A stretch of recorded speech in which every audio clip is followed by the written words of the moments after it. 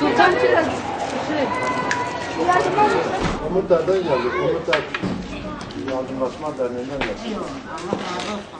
Allah razı olsun. Şu ana kadar kimse yardım ediyor mu? Evet. Kimse size yardım ediyor mu teyze? Yok. Yapmıyor. Yardım edelim.